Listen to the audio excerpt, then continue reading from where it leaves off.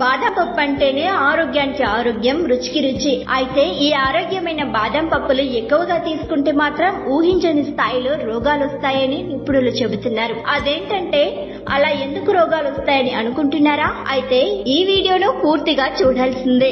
బాదం పప్పులో కార్బోహైడ్రేట్లు, fibre, protein, vitamin A, vitamin B, vitamin E వంటివి ఎన్నో ఉంటాయి. ఇది మాత్రమే కాదు, calcium, iron, magnesium, phosphorus, zinc, potassium, selenium, folic acid వంటి అవసరమైన అన్ని ఈ బాదం మన శరీరానికి అందిస్తుంది. ఇక బాదం పప్పులో పీచు పదార్థం చాలా ఎక్కువగా ఉంటుంది. అంతేకాకుండా దాని స్వభావం కూడా వేడిగా ఉంటుంది. ఇలాంటి పరిస్థితుల్లో దీన్ని ఎక్కువగా తీసుకుంటే గ్యాస్, ఎసిడిటీ, మలబద్ధకం, పొట్టలో మంట వంటి సమస్యలు పెరగొచ్చు. రక్తపోటు రోగి అయి మందులు తీసుకుంటుంటే మీరు బాదం పప్పును చాలా తక్కువగా తీసుకోవాలి.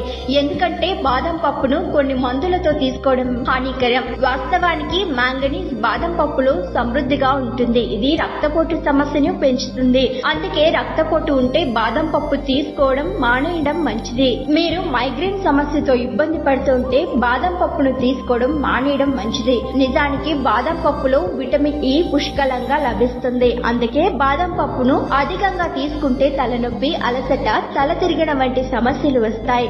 అందువల్ల మైగ్రేన్ ఉంటే బాదం పప్పు తీసుకోవడం మానేస్తే మంచిది. కిడ్నీ స్టోన్ సమస్యతో బాధపడేవారు ఆక్సలేట్ ఉన్న ఆహారాన్ని తినకుండా ఉండాలి. అలా కాకుండా బాదం పప్పులో ఆక్సలేట్ ఉంటుందని తెలిసి కూడా బాదం పప్పులు తింటే కిడ్నీలో రాళ్ల సమస్య పెరుగుతుంది. కిడ్నీలో రాళ్ల సమస్య ఉంటే ఎంత బాదం తీసుకోవాలో డాక్టర్ సలహా తీసుకోవడం మంచిది. ఈ వీడియోలో అందించిన సమాచారం ప్రాథమిక సమాచారం మాత్రమే. మరిన్ని మెరుగైన సలహాలు, సూచనల కోసం నిపుణులను సంప్రదించండి. వీడియోల కోసం న్యూస్ 18 తెలుగు యూట్యూబ్ ఛానల్ ను సబ్స్క్రైబ్ చేసుకోండి.